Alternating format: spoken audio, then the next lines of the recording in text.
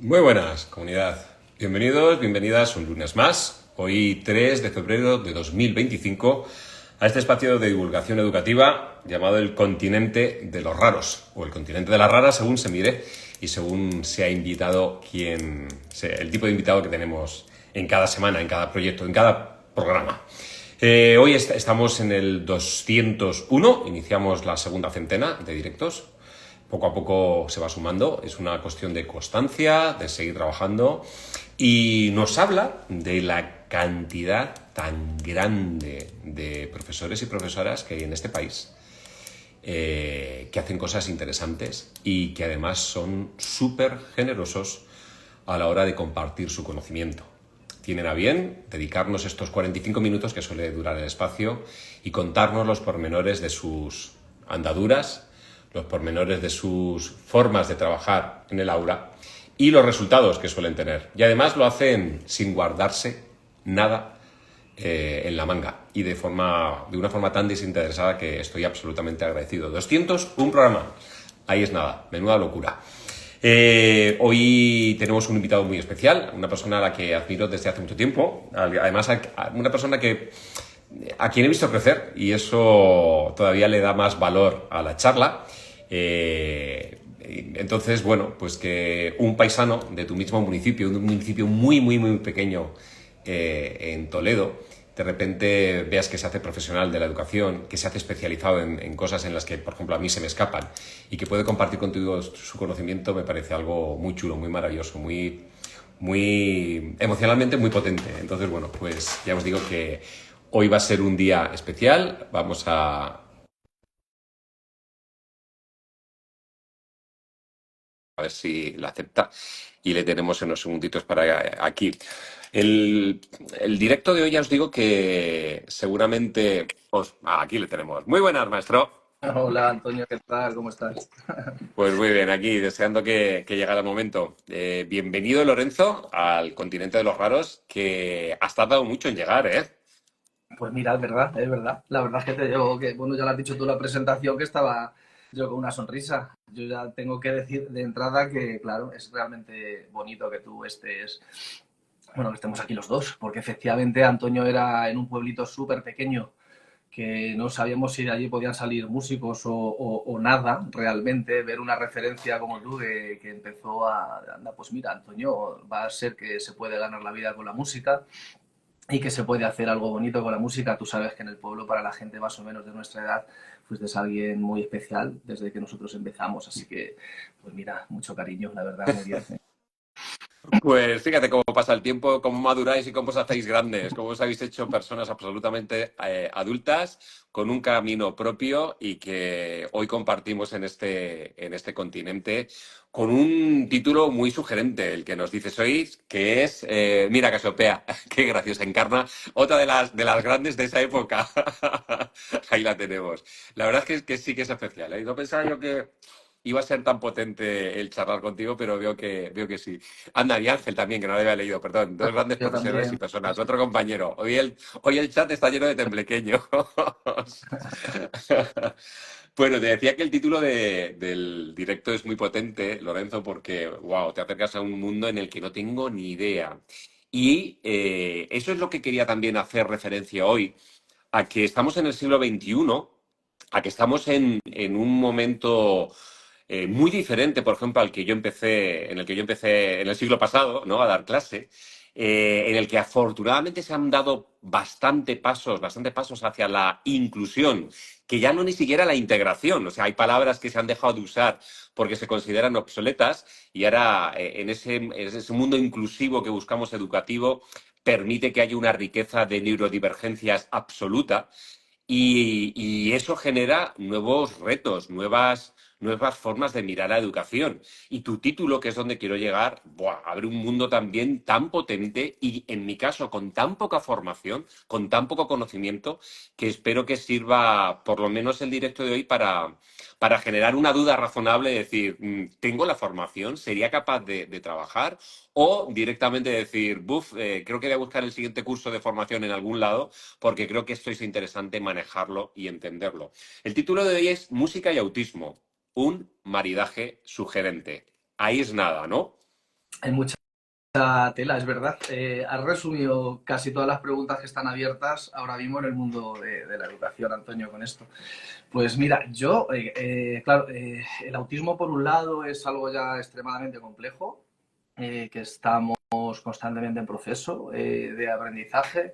Por otro lado, combinarlo dentro del aula, meter esto dentro del aula. Tenemos a día de hoy unas aulas que cuando yo iba al colegio en primaria, digamos, el ecosistema que había dentro del aula es súper diferente al que nos tenemos que enfrentar hoy en día los docentes dentro de las clases. Yo creo que ahí hay un ámbito muy difícil, pero muy retador hacia nosotros, es cierto, porque vamos a hablar de autismo, que es en donde yo me he centrado un poco, como herramienta educativa la música, etcétera, pero claro, es que hay entre a nivel social de inmigración, me refiero, retos a nivel culturales y luego a nivel, digamos, clínicos, trastornos, diferentes tipos de patologías, un montón todo eso lo tenemos ahora mismo los profes y es cierto que la pregunta es hasta qué punto estamos formados para abordar a todas estas poblaciones, digamos. Mi experiencia, que yo parte de Un segundo. mi... Un segundito, un segundito. Me encanta la intro, dos cositas. Por un lado, decir que Fernando dice, yo voy en el coche, ¿cómo no? ¿Cómo voy a faltar Fernando, no? Si está, encarna esta Ángel, faltaba Fernando, evidentemente, y alguno más que irán apareciendo. El comentario de Fernando, y además quiero presentarte un poco, Lorenzo, antes de que nos metamos en materia, tan solo quería que fuera una pequeña intro. Decir que Lorenzo es diplomado en Magisterio, en la especialidad de Educación Musical por la Universidad de Castilla-La Mancha, que también es licenciado en Historia y Ciencias de la Música por la Universidad Autónoma de Madrid. Es grado profesional en clarinete por el Conservatorio Profesional de Jacinto de Herrero, con lo cual tenemos una persona formada en conservatorio, con conocimientos musicales profundos, pero además con una larga trayectoria universitaria a través del grado de Magisterio y de la licenciatura en Historia y Ciencias de la Música. Luego ha realizado, evidentemente, másteres de especialización, en este caso en musicoterapia, por el ISEP, que es el Instituto Superior de Estudios Psicológicos en Madrid, diploma de especialización en intervención en personas con trastornos del espectro autismo, de ahí que hoy nos dediquemos a ello por la Universidad a Distancia de la UNED, y también está haciendo un máster en trastornos del aspecto autista, en el cual se encuentra con su TFM ahora Pues, mismo abierto en canal, ¿no? En su parte laboral, por si os pudiera parecer poco la parte formativa, en la parte laboral ha sido, he resumido la parte inicial porque si no se nos hacía larguísimo, pero por ejemplo está 10 años en el Colegio Mayol en Toledo, siendo profesor de música y jefe de departamento en la etapa de secundaria, en la ESO. Además de profesor de primero y segundo de la ESO en historia. También, desde 2018 y hasta la actualidad, es profesor de simulación para niños con TEA en el Colegio Virgen del Carmen, también de Toledo, así como profesor de grupos de música y movimiento. En julio realiza, de julio en adelante, o sea, de julio de 2019 adelante, ha realizado numerosas formaciones, tanto una muy especial en Tanzania, que si no da tiempo hoy sería un proyecto súper potente para contar, de los que hace Lorenzo, de esos que se te enamora el alma cuando te lo cuenta, pues ha hecho una enorme cantidad de formaciones, tanto en Tanzania como sobre todo para el centro de formación, el Centro Regional de Formación del Profesorado de Castilla-La Mancha, en el que ha hecho cursos de diferentes tipos. Y una cosa que para mí me parece muy, muy importante es que desde 2024 y hasta la actualidad también es musicoterapeuta en el Hospital Nacional de Parapléjicos en Toledo, que como todos sabemos es el hospital de referencia para aquellos problemas debidos a accidentes, a fracturas, a inmovilidad, tanto en tetraplegias como en inmovilidad en diferentes partes de los miembros inferiores. Con lo cual, bueno, pues esa es su trayectoria laboral y formativa, ¿no? Luego decías, música y autismo. Y ha aparecido por aquí, por aquí también muchas palabras sobre musicoterapia, sobre todo en tu formación. Ya he tenido algunos ponentes en los que hablan de musicoterapia, pero creo que es interesante siempre dar profundidad a este tema. Hacer música en clase no tiene por qué llamarse, es más, no debería llamarse musicoterapia, ¿no? efectivamente, sí, tal cual. Sí, mira, pues la diferencia, eso sí quería a lo mejor empezar por ahí para ver el marco de lo que es una clase de música y que es una sesión de musicoterapia. Vale. Pues puede haber mucho debate, hay muchas definiciones muy oficiales desde España, internacionales, pero yo creo que lo más gráfico sería decir que es el objetivo, lo que cambia es el objetivo de una clase de música a una sesión de musicoterapia. Podríamos decir básicamente que en una clase, Antonio, de música, el objetivo es musical, es decir, a mí si me contrata un centro o una familia para enseñar a su hijo o su hija a tocar el clarinete, los objetivos son musicales. A mí me van a, digamos, evaluar mi trabajo en función de si esa persona está aprendiendo música o no está aprendiendo música. Ajá. Y lo que, eso es, y lo que hacemos en musicoterapia es utilizar la música como un medio, pero no como un fin en sí mismo. Es decir, la música, todos los elementos que pueda aportar el hecho musical, el sonido, se pone al servicio de la salud. Yo puedo trabajar en el aspecto del área cognitiva, puedo trabajar, por ejemplo, un ejercicio rítmico para que se me entienda en el hospital, por ejemplo, si quiero trabajar la pinza con unos pacientes, pues yo puedo plantear un ejercicio en donde yo tenga que hacer rítmicamente este movimiento y no me va a dar, me da un poco igual que eso musicalmente salga bien o sea bonito, porque yo lo que quiero es que ejercite este movimiento. Entonces yo pongo la música y mi habilidad musical con un objetivo terapéutico, un objetivo que tiene que ver con la salud. Esa Ujú. sería, yo creo, la principal diferencia. A partir de ahí, yo mi mochila tengo claro, muchas formaciones diferentes y al final todo te vas adaptando a las necesidades de cada momento, hay que ser flexible. ¿Dónde está la línea? Que a veces hay mucho debate entre estoy haciendo una clase de música y una sesión de musicoterapia. Bueno, a veces es muy delgada, pero básicamente sería el objetivo que tú persigues. Vale, lo anoto y lo tengo claro. Qué curioso lo que me acabas de decir de la necesidad de movimiento a través, por ejemplo, de algo tan concreto como lo has llevado al tema de la pinza, porque, claro, la realización de movimiento rutinario, atencionalmente es mucho más complejo cuando no hay ningún otro elemento. En cambio, si pones música de fondo y se pueden hacer secuencias, o se puede medir, o se puede jugar con ello, se puede hacer más fuerte, más piano, de repente a nivel atencional me imagino que se mejora mucho porque se hacen más repeticiones sin darte cuenta. Totalmente, súper potente. Eso hay que explicárselo todavía en España, estamos en proceso. Yo creo que lo que mejor podemos hacer los que hacemos este tipo de trabajo es con el ejemplo demostrar que todo esto es muy positivo.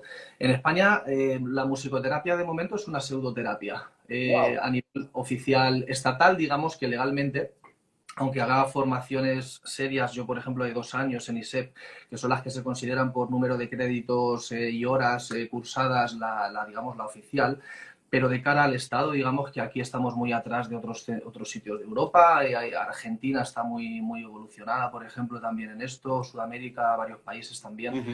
Pero aquí todavía de cara al psicólogo, de cara al psiquiatra, de cara al hospital, muchas veces, bueno, somos los que damos palmitas, digamos, como lo explico yo a veces, y se desperdicia, yo os lo digo a ellos muchas veces, no sé por qué desperdiciáis un potencial tan grande como el factor emocional tan sugerente que tiene la música en el 100% de los seres humanos para ponerlo al servicio de la salud de una manera que ya nos consideréis de igual a igual. Yo he buscado, porque esto lo suelo hacer cuando hago alguna formación o algún tipo de charla, o, no sé si la gente podría conocerlo tú, Antonio, el PubMed, así escrito, luego os lo paso, es la base de datos, digamos, de artículos médicos de la Biblioteca Nacional de los Estados Unidos. Ahí están un montón de artículos científicos. Ujú. Puedes buscar a cientos de miles. Si tú marcas el parámetro de cerebro y música, si marcas Brain and Music en inglés, Ujú. hoy, es que yo lo voy actualizando, hoy hay 7.891 artículos que hacen referencia a música y cerebro. Es decir, está muy estudiado la influencia y la capacidad que tiene la música de trabajar sobre nuestra mente y, por lo tanto, sobre nuestra conducta y nuestro día a día. A nivel, digamos, médico, no terminamos todavía aquí en España de estar considerados, pero hay unos cuantos que estamos en ese camino, pues intentando mostrar. Yo no puedo esperar a que venga la ciencia de por sí o un papel que lo firmen, a que digan tú eres legal o tú eres todavía pseudo. En muchos sitios, afortunadamente, aún así, yo trabajo en APAT, Autismo Toledo, he entrado al hospital y están encantados. Hay muchos sitios que evidentemente ven los beneficios de esto, pero bueno, estamos ahí en el camino todavía. Eso te iba a decir, de alguna forma, en las dos, en estos dos proyectos que tienes abiertos ahora mismo de forma profesional, tanto en, espérate que lo busque, ¿Has tanto visto? en el trabajo de estimulación, por ejemplo, en el Colegio Virgen del Carmen, como ya en el, como musicoterapeuta oficial en el Hospital Nacional de Parapléjicos, eso quiere decir que hay gente que lo está avalando y hay gente que está dando su brazo a torcer reconociendo que de pseudo tiene poco y que los resultados están ahí. En tu día a día se podrá ver esos resultados ya, ¿no? Totalmente, es súper evidente. Yo sobre todo lo veo más cerca a las familias. En APAT, en la Virgen del Carmen, he estado también bastante aquí en Carmelitas. Yo de martes a viernes estoy todas las tardes en Autismo Toledo, en APAT.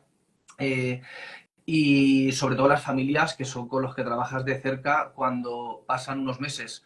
Y luego, sobre todo, cuando te sientas con ellos al final del curso a explicarles un poco, bueno, un poco los objetivos que has perseguido, cómo has trabajado, qué has hecho y con qué foco has trabajado, a muchos se les ponen, dicen, joder, pero tú esto haces con la música, de verdad, tú esto... Claro, es que es obvio, es que cualquier, ahora podemos hablar un poco de lo nuclear del TEA, pero cualquier aspecto nuclear del TEA, si tú lo controlas, si sabes lo que quieres incidir en eso y tú tienes la mochila musical para incidir, es otro tipo de intervención como exactamente cualquier otro compañero de logopedia, de estimulación sensorial o de psicología o de, no sé, de cualquier otro ámbito en donde tú estés trabajando la salud de alguien. La música te ofrece una potencia tremenda, porque cuando me vienen los papis dicen, jolín, a mi hijo le gusta mucho la música, Lorenzo, les digo, pues enhorabuena, igual que al 100% de los seres humanos, que depende de la tecla que toques, la música tiene un componente que a ti te afecta en tu vida. Tienes una mochila musical, en musicoterapia lo llamamos ISO, identidad sonora, tú tienes una mochila musical que si la tocas las teclas correctas va a ser un catalizador de tu trabajo con las personas. Eso para mí es evidente desde hace muchos años, Antonio. Dice por aquí cosas de corcheitas. Dice, ¿qué cosas? Precisamente esta semana estaba pensando en estudiar musicoterapia. Bueno, la semana pasada. ¿Animarías a que la gente estudie musicoterapia, a que haga formación? Por supuesto que sí. Por supuesto, es que siempre además va a ser. Hay un modelo de musicoterapia que es educativa, con unos matices pues, para trabajar secundaria, en primaria. No sería clínica, no sería en otros aspectos, pero por supuesto que sí, porque a mí sobre todo lo que me dio el máster durante 2 años fue, me cambió la mirada a la hora de trabajar de hacer interacciones, o sea, hacer procesos o bien grupales, que eso es es súper potente, grupales, es que cuando tocas las teclas, a mí me encanta hacer con adultos, digamos, neurotípicos, perdón, en psicología de neurotípicos o normotípicos, sin ningún diagnóstico de nada, vaya, pero hacer una terapia musical de 2 o 3 horas grupal a través de la música y meterlos en faena, digamos, y que llegan a un estado, bueno, empiezan a salir cosas, o sea, es que eso es matemático, porque evoca mucho, por ejemplo, la música tiene una capacidad de evocación tremenda y si tú la sabes dirigir hacia el sitio, empiezan a salir cosas y solo hace falta que alguien rompa la mecha para que, bueno, eso se convierta en algo súper catárquico y súper bonito.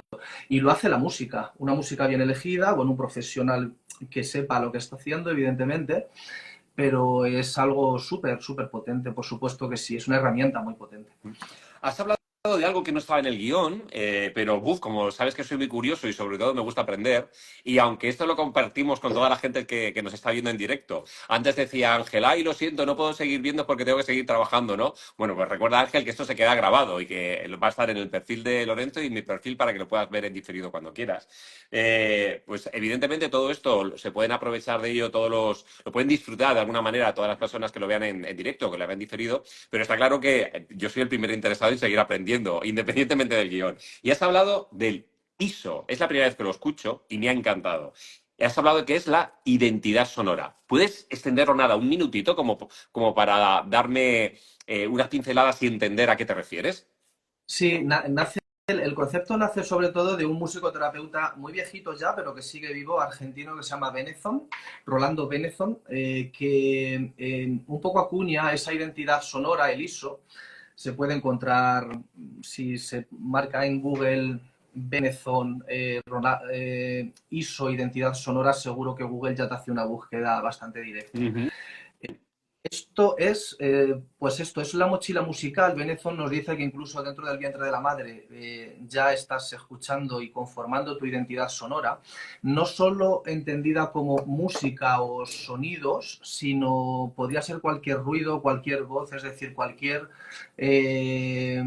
estimulación, digamos, sonora, que tú desde que eres pequeño, quieras o no quieras, estás archivando en tu memoria personal.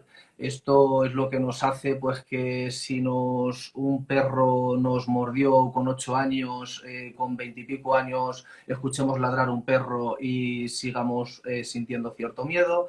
Es lo que hace que escuches una canción de Maná y te lleve al verano magnífico de tus 18 años y te lleva a una situación y a un contexto magnífico. Es lo que hace que escuches una música determinada y te acuerdes de alguien, en positivo o en negativo. Importante en esto, por ejemplo, para trabajar con musicoterapia, Liso, tener en cuenta que la música tiene una parte objetiva y o sea, tiene una visión objetiva y una visión subjetiva. Ujú. La objetiva es que un vals está hecho para una cosa determinada, una nana está hecha para una cosa determinada, pero no quiere decir que cuando escuches una nana a ti te lleve ahí porque a lo mejor esa nana te pone súper triste porque ya tu abuela murió y es la que te la cantaba todas las noches, o esa nana te pone súper alegre porque tienes al lado a la persona que toda la vida te ha contado esa nana. Esa es la parte que de afectación. Yo soy muy escrupuloso con eso, con las familias si son menores, de pasarles una serie de test y de encuestas a las familias para saber cuál es la identidad sonora de la persona con la que voy a trabajar. No podemos Buah. dar por hecho de que el mar relaja, porque igual un verano casi te ahogas en la playa.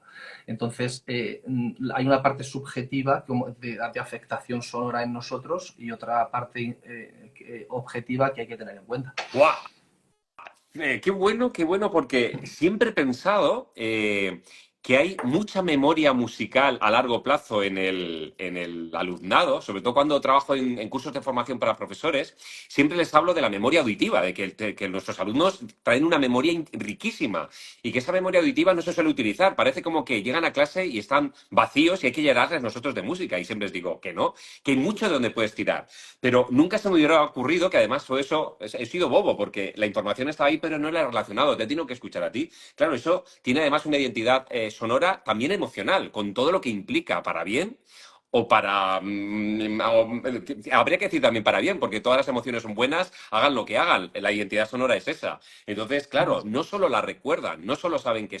No solo está la información ahí, sino que además tiene también connotaciones emocionales a todos los niveles. ¡Qué pasada!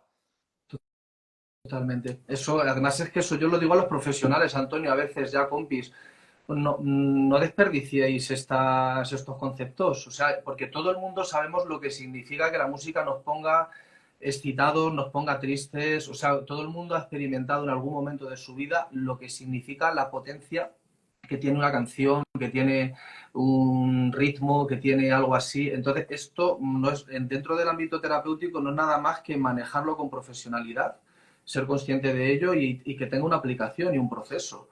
Yo todavía no entiendo por qué hay gente de verdad tan obtusa, disculpa un poco la expresión, pero es que me parece un poco terco el no querer ver estas cosas a veces y sí que me pasa, tengo que decir que a veces pasa. Dice, bueno, los serios somos los que somos los buenos y esto no es cuestión de ser serio, no es cuestión de que cada uno utiliza sus herramientas y la música tiene una potencia que todo el mundo puede que todo experimentar. Me hablabas de que sería interesante analizar, para centrarnos un poco en el tema del autismo y la música, en las características nucleares de un niño o de una niña TEA y de cómo eso se puede mirar desde los ojos de un profesional musicoterapeuta que acerca la música a buscar esos logros, ¿no? A conseguir esos objetivos o intentar por lo menos acercarse a ellos.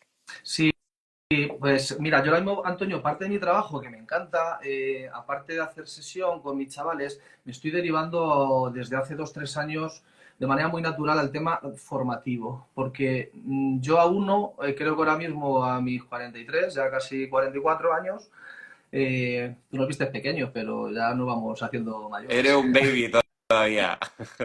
Ya, ya. Yo aún ahora mismo, pues mucha mili de 10 años en un instituto, también bajando a primaria durante unos años, también haciendo talleres en infantil con niños peques, pero sobre todo en secundaria, Ujú. con todo lo que conlleva el día a día y saber la dificultad que tiene estar con 25 personas y atender de una manera, digamos, reglada dentro de un centro escolar, todo eso. Yo ahora llevo unos 8 o 9 años, digamos, en la otra orilla del río, en la educación de necesidad especial, en la educación no reglada, en donde el niño sale de clase y luego nos tiene a nosotros a sus sesiones, estimulaciones, etcétera. Entonces ahí sí que a uno mucho conocimiento muy transversal de varios mundos dentro de la educación. Y yo ahora estoy yendo a centros a hacer formaciones en estos temas, autismo, educación y si lo quieren, pues autismo, educación, herramientas musicales dentro de las aulas. Eh, entonces, es muy complicado. Hay que decir, yo creo que de momento hay muy poca formación dentro de las aulas, en autismo en concreto.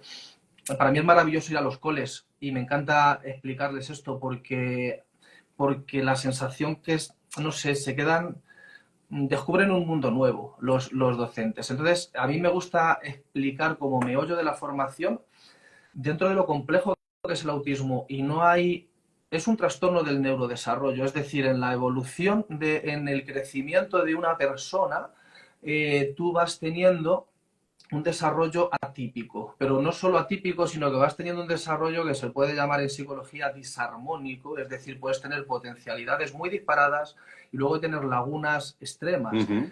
Dentro del autismo es muy cruel, incluso diría, y es muy complejo, porque pueden ser capaces de saberse todas las capitales del mundo con 7 años, con todas sus cordilleras y con todas sus banderas, pero sin embargo no saber pedir un vaso de agua. Y eso es muy cruel realmente de ver. Entonces, dentro de que es extremadamente complejos, el tema, ya está ahí Javier, que es un campeón. Hola Javier, ¿qué tal? Que estuvimos en una formación en Guadalajara hace Sí, poco tiempo y es un... dice, para nosotros es una maravilla tenerte en los centros. Y Casiopea antes, Encarna ha dicho también que qué bien, cuando hablabas del ISO, ¿no? De la identidad sonora. Javi, Hay mucha gente que te sigue y que te está por aquí saludando. sí, Javi necesita una entrevista también, ya te lo ¿Ah, digo. sí? Sí, sí, sí, es un máquina. Pues lo anoto. Sí, sí, sí, luego habláis porque sí. Entonces, bueno, hay como tres, por resumir un poco, Antonio, por el tiempo que hay, si alguno está interesado, yo hago formaciones en coles y estaría encantado de ir. Pero hay sobre todo tres teorías como muy consolidadas, explicativas de lo nuclear del TEA, que por sí mismas no explican al TEA, porque además no se sabe su etiología, es decir, su causa, aunque ahí sería, o sea, nos lleva mucho al tema genético, pero realmente a día de hoy es todo por observación, no hay una etiología, no hay una causa concreta. Ujú. Pero sí que hay tres teorías que explican el funcionamiento del proceso de las cabecitas de una persona con TEA. Entonces, cuando lo explicas a los profes, con ejemplos muy claros de aula, y les das luego herramientas educativas para eso, se les ponen los ojos como platos, como es normal, porque dices, claro, yo estaba haciendo esto y por eso pasa esto. Porque muchas tienen una función más bien preventiva, no llegar a poner, como les digo yo en aula, el semáforo en rojo. El semáforo en rojo no puedes trabajar con nadie. Hay que trabajar con el semáforo en verde y como mucho en ámbar, pero en rojo hay que cuidar de que no pase nada y cuando se rebaje la conducta, entonces actuar. Y muchas veces hacemos cosas, yo el primero, que he estado 10 años en un centro sin tener ni idea, que digo, pero ¿cómo manejo yo esta situación? Pues hace falta mucha formación porque tenemos un reto terriblemente grande y los profes están en una situación muy difícil ahora mismo con estas situaciones dentro del aula. Ujú. Me decías, tres líneas que lo definían. Sí, pues mira, muy resumido. Están muy estudiadas por profesionales, Baron Cohen, por Uta Fritz, por toda la gente, Leslie, toda la gente que ha estudiado mucho el tema del espectro autista. A día de hoy se llama espectro autista, no autismo, trastorno del espectro autista, porque, muy en resumen, en el último libro de Petete de la psiquiatría, que es el DSM-5, el autismo pasó a ser trastorno del espectro, es decir, anteriormente había Asperger, había autismo clásico, trastorno desintegrativo, había síndrome de Rett, que ya sí se ha descubierto su causa y se ha sacado de los trastornos. Pero era muy difícil marcar las líneas entre todo eso por lo nuclear que tenía digamos, sus causas. Ujú. Entonces pasa a ser, con cierto sentido común, un espectro en donde hay varias intensidades dentro de unas características nucleares. Hay tres teorías, no lo explica, pero están muy estudiadas. Una es la teoría de la mente. El autismo, la persona con autismo tiene, tiene mucha dificultad para mentalizar, es decir, para ponerse en la situación del otro, para leer el pensamiento de la otra persona. Si eso lo pensamos despacio, nosotros estamos todo el día haciendo eso. Estamos intuyendo, estamos percibiendo qué tenemos delante de nosotros para así actuar en consecuencia. Haciendo predicciones, ¿no? Totalmente. Muchas veces no tiene ni por qué ser verdad lo que estamos percibiendo en el otro, pero lo necesitamos para hacernos una idea. Eso automáticamente nos permite tener una interacción social con la otra persona y medir las interacciones. Es decir, más o menos adecuo mi comportamiento a ti porque más o menos te estoy mentalizando y sé por dónde van las líneas gruesas, al menos, de nuestras conversaciones. Eso en TEA está muy roto, Antonio, con todo lo que implica el comportamiento social de un TEA con, bueno, pues eso, en el mundo que le rodea. A día de hoy hay dos grandes bloques que diagnostican el TEA dentro del DSM-5. Antes eran tres, pero se han aunado en dos, que es el comportamiento social, el tema de social comunicación, y hay otro gran bloque que es estereotipias, conductas ritualísticas, obsesivas, todo este tipo de cuestiones. Son los dos grandes bloques que evalúa y diagnostica el TEA. Entonces, en teoría de la mente están muy afectados, eso yo se lo desarrollo muchísimo más, evidentemente, y le pongo ejemplos más gráficos. Ujú. Hay otra teoría que está muy desarrollada, que es la teoría de la coherencia central, que en este caso en TEA se habla de coherencia central débil, que así explicado de manera fácil, es que nosotros como seres humanos estamos bastante diseñados para cuando estamos ante cualquier situación social, hacer una lectura general, una lectura global de la situación y ser capaces de elegir lo importante y disociarlo de lo secundario, de lo menos importante. Por ponerte un ejemplo, si estamos viendo una película, nos estamos fijando de manera natural e intuitiva en los dos personajes centrales que se están abrazando o tiroteando, pero no nos estamos fijando en que hay un banco amarillo en una calle detrás, allí en la Ya. imagen. Un TEA tiende a tener muchos problemas en este tipo de cuestiones. No tiene su coherencia central es débil, es decir, le cuesta trabajo diferenciar lo urgente de lo importante, de lo secundario y de lo nada Wow. importante.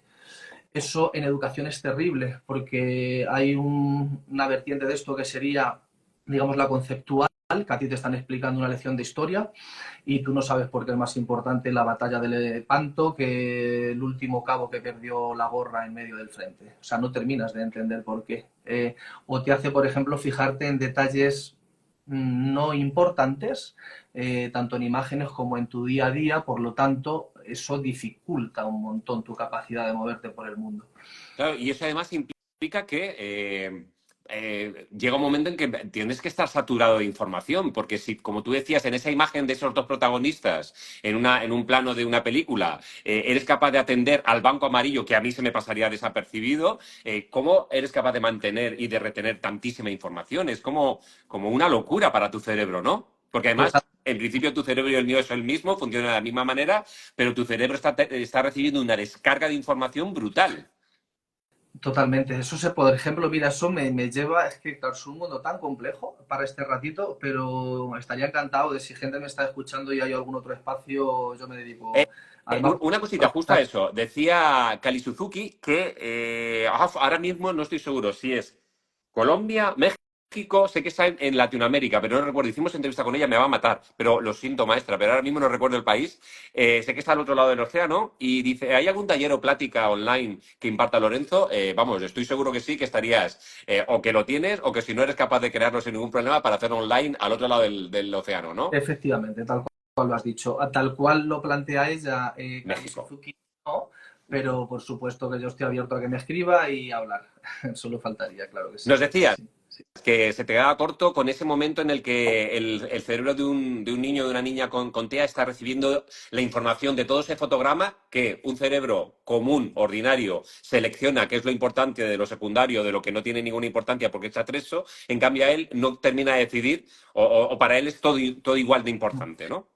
Efectivamente. Eso, como el mundo realmente es, nosotros lo damos por hecho, pero es bastante homogéneo. O sea, si nos ponemos 100 personas delante de situaciones, más o menos, si nos preguntan, todos diríamos, responderíamos más o menos lo mismo a líneas generales de qué has observado aquí, qué harías en esta situación, cómo se reaccionaría en esto, qué te ha parecido más importante de este texto para luego poder llevarlo a cabo en tal sitio. O sea, todos digamos que estaríamos en una a brocha gorda, estaríamos más o menos en una campana de Gauss, pues por ahí más o menos. En TEA eso está muy roto. Eso implica, si os podéis hacer una idea, la gente que escucháis, eso implica, es una barbaridad, eso implica una locura tremenda. Yo siempre defino el TEA, yo personalmente, realmente como una incapacidad social.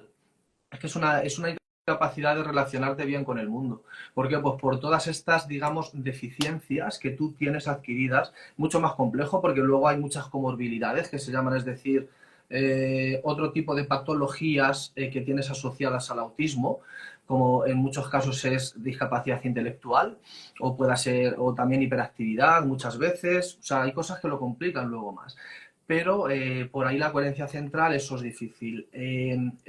Por eso vemos a muchos perfiles, por ejemplo, Asperger o de alto funcionamiento, que se le da mucho mejor las matemáticas que la literatura. ¿Por qué? Pues porque a un tío le viene muy bien que 2 más 2 siempre sean 4. Le viene súper bien. Pero cosas que son impredecibles, que hay que anticiparles, que no saben exactamente cómo van a funcionar, o no saben qué es lo más importante o lo menos importante, les cuesta muchísimo trabajo. Por ahí también iría otra cuestión de saber su procesamiento. Y la última son las funciones ejecutivas, Antonio. Un segundito, un Sí, segundito. Romero Fernández Raquel nos dice que perfecto, en la línea con lo que estabas hablando de esa teoría de la coherencia central débil. Kali Suzuki nos dice que es de México, menos mal, era uno de los nombres que he dicho, al menos lo tenía por ahí. Y luego, Cosas de Corcheita nos dice, esto me lleva a la complejidad de las altas capacidades y autismo, lo que tú estabas diciendo ahora, ¿no? El que haya niños que tengan una capacidad brutal con las matemáticas, pero que luego a la hora de relacionarse o de entender algo en literatura es casi imposible. totalmente, sí. Esto explicaría, en parte, explicaría ese tipo de cuestiones. Por eso muchas veces decimos que un perfil Asperger puede ser bueno en matemáticas, puede ser bueno en ingenierías, en programación. Son cosas que tú perfectamente puedes explicar de manera protocolaria y siempre van a suceder igual. O a un TEA le relaja mucho saber que siempre va a suceder lo mismo ante una situación. Eh, A un TEA y a cualquier ser humano. Lo que pasa es que el resto hemos aprendido a vivir con ello. Quiero decir, la necesidad de generar un protocolo y saber que después de A va B es algo que nos lleva al ser humano a sobrevivir. Pero claro, en nuestro caso hemos aprendido a que A después B hay veces que no ocurre. Claro, ellos no aceptan, ¿no? Para ellos es una locura que no sea B, sino que pueda ser C. Una característica TEA que siempre se explica, si ampliáramos más, es su rigidez y su inflexibilidad. Esto se habla así, su literalidad también. Es decir, por ejemplo, en educación es muy importante lo que llamamos enseñar con error cero. ¿Por Wow. qué? Porque por su rigidez y su inflexibilidad cognitiva, mental, si lo explicas mal, sacarle de ahí tiene menos cintura, digamos, que un neurotípico. Entonces es muy importante pensar muy bien qué quieres explicar y cómo lo quieres explicar. Eso sería una herramienta educativa, digamos, preventiva para que funcione mejor tu interacción de enseñanza-aprendizaje con un TEA. Sí, efectivamente. Vale. Tengo más comentarios porque se ha disparado ahora mismo esto. Dice Romero Fernández Raquel, dice, perfecto, me parece que haga más directos con estos temas. Bueno, pues agradece. Seguiremos buscando buenos ponentes. Ignatius dice, ahí la importancia de intentar hacer una educación bien dirigida según sus capacidades, pero hoy en día aún eso es complicado. Y luego hay una pregunta corcherita que si quiero terminar por lo menos los caracteres nucleares y ver que se alarga mucho, dale una explicación escueta, ¿no? Dice, ¿pueden distinguir entre melodía y acompañamiento? Pues me imagino que según el perfil, que habrá muchas diferencias. No hay nada determinado. Es tal cual. Es que, claro, estas preguntas son tan... Es que dentro del espectro autista hay Yo trabajo con 20, este año trabajo con 20, 20 más de 20 personas, desde superpeques hasta adultos, allí en APAT, en Autismo Toledo. De verdad, Antonio, y la gente que estáis ahí detrás, a mí no me vale nada, o sea, no puedo hacer, cada trabajo es diferente, no me vale lo mismo para ninguna de mis sesiones. Y todos tienen un papel que pone diagnóstico TEA. Ah, wow. Entonces ahí esto es, hay que individualizar mucho, pero a la vez hay que conocer lo nuclear de por qué ese diagnóstico. Entonces hay que jugar ahí muy fino con estas cosas. Sí que podría decir que, por supuesto, pueden distinguirlo, depende de las capacidades que tengan. Eh, Conceptualizar no es tan sencillo quizá para ellos como para nosotros, y luego el TEA también muchas veces tiene un problema que es el hecho de hacer dos funciones a la vez, es decir, ver lo que es una melodía y un acompañamiento unido. Igual tienen problemas de compatibilizar esos dos conceptos, podría ser. Eso tendría que ver, lo enlazo con la última cuestión Ujú. nuclear, que es la función ejecutivas.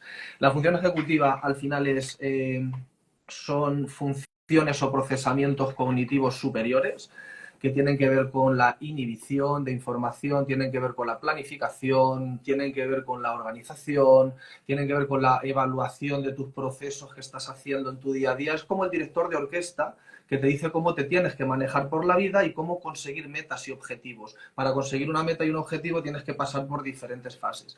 Esto lo hacemos desde que nos levantamos de la cama por la mañana y nos ponemos un café. Nosotros no lo pensamos. Pero decidir si le quieres caliente o frío. Con leche Decidir. o sin leche, con azúcar o sin azúcar. Luego ejecutar, no solo decidir, porque en TEA pasa mucho que quedan la cabeza pero no ejecutan. Era darte cuenta de que no se vierta a tiempo y apagarlo. Poner el agua antes de ponerla a calentar. Todo es proceso, todo es ejecución, todo es planificación para conseguir una meta. Y luego, si no hemos conseguido bien la meta, nosotros tenemos capacidad de hacer evaluación, de autoevaluar si el proceso ha ido bien o ha ido mal. Y por lo tanto, ponemos medidas. Wow. Entonces, nosotros estamos haciendo eso constantemente en nuestro día a día, desde decisiones muy pequeñitas hasta decisiones muy importantes. Pues en TEA eso también está muy dañado, Antonio, eso está muy dañado. Incapacita muchísimo, evidentemente, estas tres cuestiones en nuestro día a día. Madre mía. Madre mía. No me Dice. Dime, dime. perdón, una cuarta cuestión, porque últimamente ya está bien, está muy también, ya se ha puesto mucho estudio ahí, en el tema sensorial, la hipersensibilidad sensorial o no siempre hiper, que siempre se habla de hiper, pero de hiposensibilidad sensorial. La sensorial en TEA también está muy dañado. A veces en un cole simplemente un TEA entra en crisis porque le está entrando mucho sol por la Wow. ventana. Y va a bajarla y el profesor se empeña en subirla porque no hay que bajar la persiana y él quiere bajarla. Lo unimos a su rigidez, a su ritual y a su hipersensibilidad y tenemos a un niño gritando, descontrolado a nivel conductual en la clase simplemente por no entender eso. Porque no es un capricho suyo. O sea, es una cuestión que va implícito en su trastorno. Vale, leo un par de comentarios. Dice Ignachus, exacto, cada uno es un mundo y hay que hilar fino, por el comentario que decías antes de que cada niño, cada niña y cada TEA puede tener el mismo diagnóstico, o sea, poner TEA, pero luego ser muy, muy diferente. Y vuelve a decir, a mí me han llegado a decir que mi hijo cambia de instrumento porque parece que tiene un problema de lateralidad. Bueno, evidentemente, seguramente desconocen absolutamente lo que tiene ese profesor o esa profesora, desconoce lo que tiene su hijo. Dice, en este caso, lo que hago es trabajar en casa esas dificultades para que llegue a clase de piano y haga clase lo más normal, entre comillas, y no puedan quejarse. Y tiene el mismo derecho a dar clase. Con estas líneas que nos has dado, teoría de la mente, sobre su incapacidad social, esa falta de empatía, en esta teoría de la coherencia central débil, en el que no son capaces de distinguir lo que es lo primario de lo secundario o lo próximo de lo alejado, y luego añadido a esas funciones ejecutivas que no están plenamente desarrolladas o que no las tienen desarrolladas tal como el mundo funciona, y esa hipersensibilidad, ¿qué pinta la música con todo esto? ¿Cómo puede ayudar? Quiero decir, me podrás hablar de fármaco, como me podrás hablar de mil cosas, pero de música, Lorenzo, ¿qué tiene que ver la música para ayudar a un niño o una niña con TEA en estas características nucleares? Buah, en autismo nos haría falta otro, o casi otro directo. En autismo, claramente, bueno, en general, pero mira, me centro en autismo.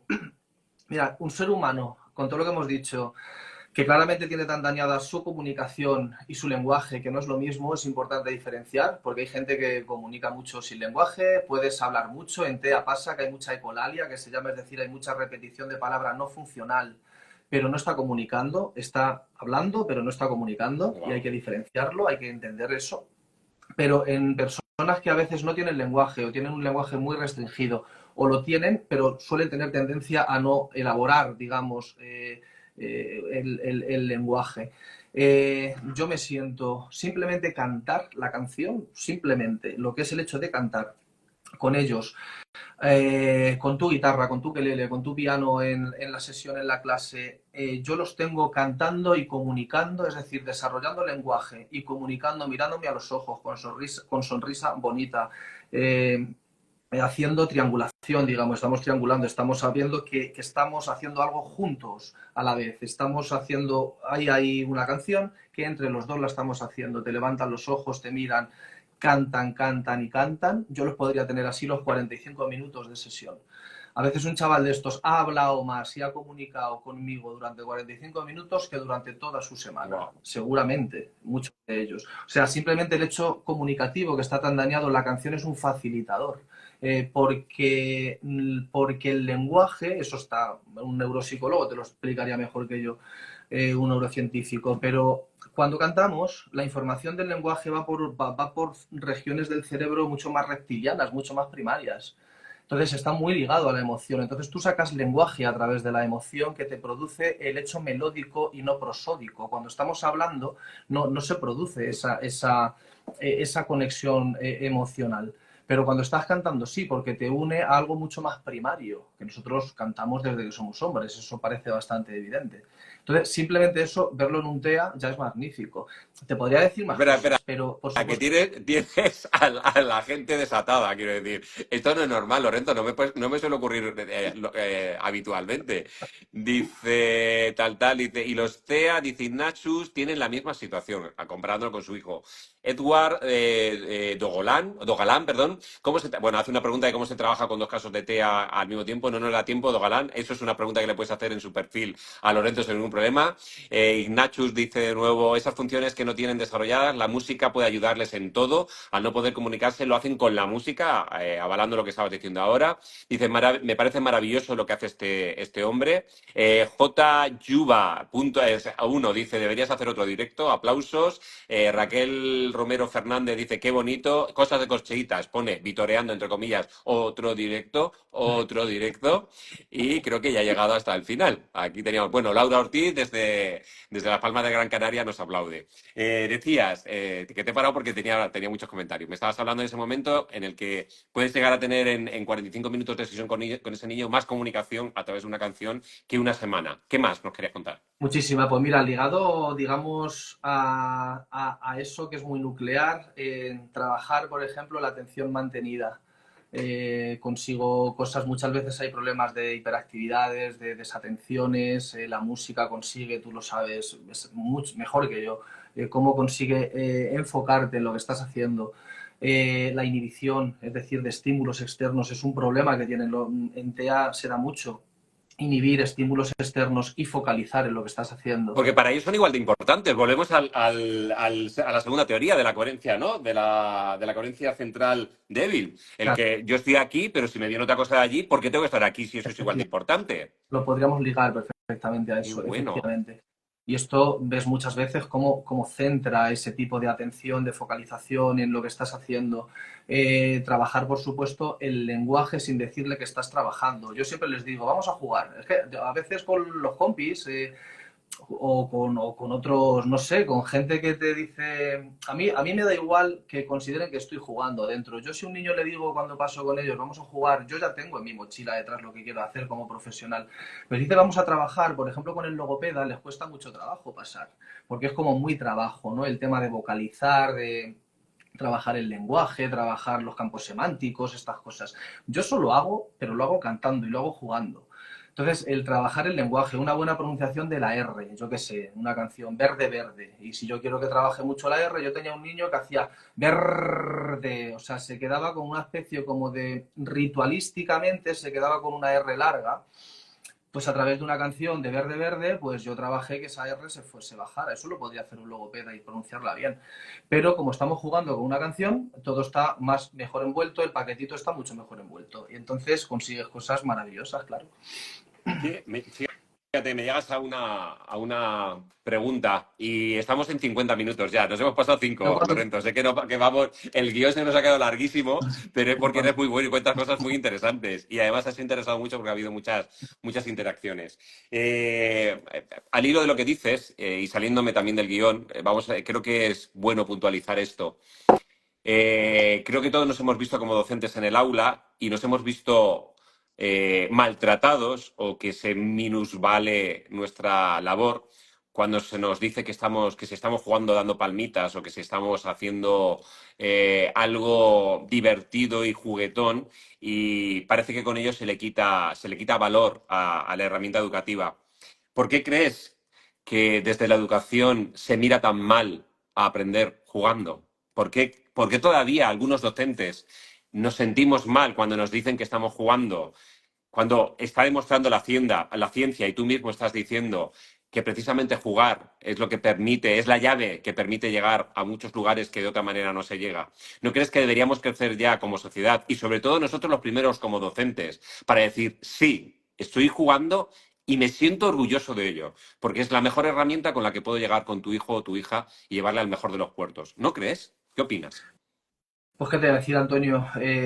Yo no es que me haya ni mucho menos resignado, pero yo lo he vivido y lo digo sin acritud y sin... Porque yo he tenido compañeros, por ejemplo, en el instituto muy buenos, pero no dejo de reconocer que he visto en situaciones de claustro, poniendo las notas, en donde siempre lo típico de, bueno, a ver si puede aprobar música, a ver si también le pasa a la educación física, le pasa al arte, artística, estas asignaturas que somos como aledañas, pues yo creo que el bufón siempre ha sido alguien como muy atractivo, pero solo para divertir. Ya si nos queremos ir a Grecia y volver para acá, podríamos hacer un repaso de... son figuras como interesantes, pero interesantes dentro de su ámbito. Tú no te metas en camisas de 11 horas, porque lo serio es para gente seria. Y yo creo que seguimos manteniendo un poco esto, pero de una manera muy hipócrita, porque llega una pandemia y todo el mundo se agarra a hacer deporte, todo el mundo se agarra a cantar canciones y todo el mundo se agarra a pintar, a pintar un Y hacer cuadrito. postres. Claro, también, y a la cocina también, es verdad. Hacer masas madres. Bueno, por cierto, dice Casiopea, dice Encarna, sois geniales. ¿Un café en Tembleque para cuándo? Sí, yo en Carnas la firmo, esa también. Tenemos que Sí, secuestrarle a Antonio. pues sí, sí, habría que hacerlo. Maestro, ¿qué quieres que te diga? Yo creo que con las interacciones que has tenido en el chat de hoy, creo que queda más que avalado tu trabajo. No porque lo necesites, sino porque has visto que nos interesa mucho, que a esta comunidad, a este mundo de raros en el que me gusta moverme, les interesa mucho tu discurso, tu proyecto, tu forma de trabajar. Se nos ha quedado muy corto, o sea que eso no quiere decir que aquí se haya cerrado.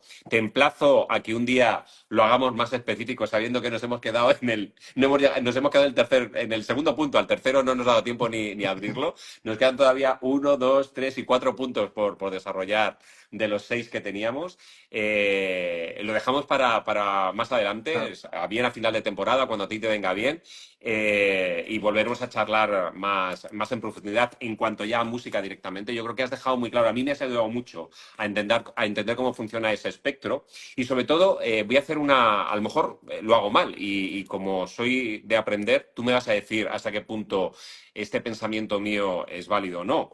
Eh, todos pensamos que un niño o una niña esté TEA cuando hay un diagnóstico, está claro, ¿no? Y hablamos de que ya es un niño o una niña con una neurodivergencia muy clara.